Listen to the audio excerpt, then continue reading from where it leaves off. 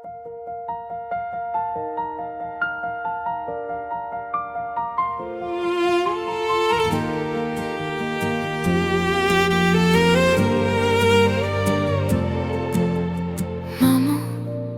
понякога се питах дали ме виждаш. Стоях до вратата с плитки и малка кукла.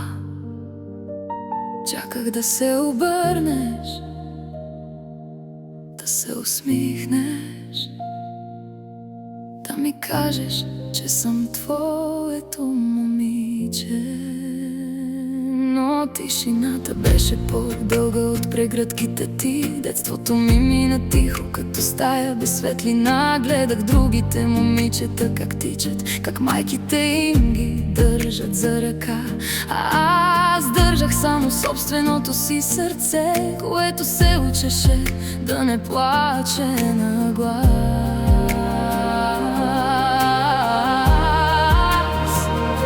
Понякога се питах дали съм достатъчна, дали съм направила нещо грешно, дали любовта ти е била за някой друг, а аз съм останала встрани от сърцето ти. Скривах сълзите си в учебниците, в тетрадките, в мечтите си и си обещавах, че един ден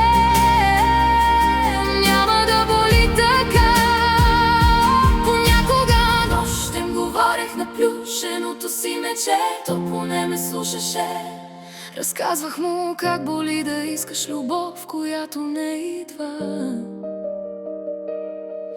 как боли да растеш без да знаеш дали някой те чака у дома. Всяка сутрин ставах, връзвах си плитките и се надявах днес да ме видиш, да ме чуеш, да ме обичаш. Понякога си представях как вървим заедно, как ми държиш ръката, как ми казваш, че съм смела, че съм твоя гордост. Но вместо думи получавах тишина, вместо прегръдки получавах отсъствие. И се учих да бъда силна преди още да знам какво значи сила.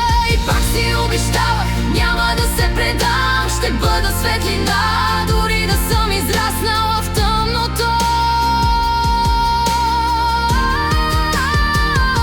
Но знаеш ли, мамо, днес вече не плача за това. Научих се да бъда светлина за себе си.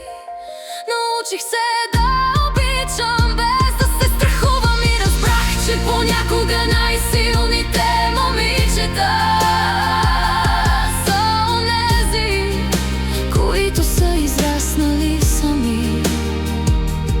Аз съм тук, аз съм цяла, аз съм светлина и продължавам напред със сърце, което избра да бъде добро.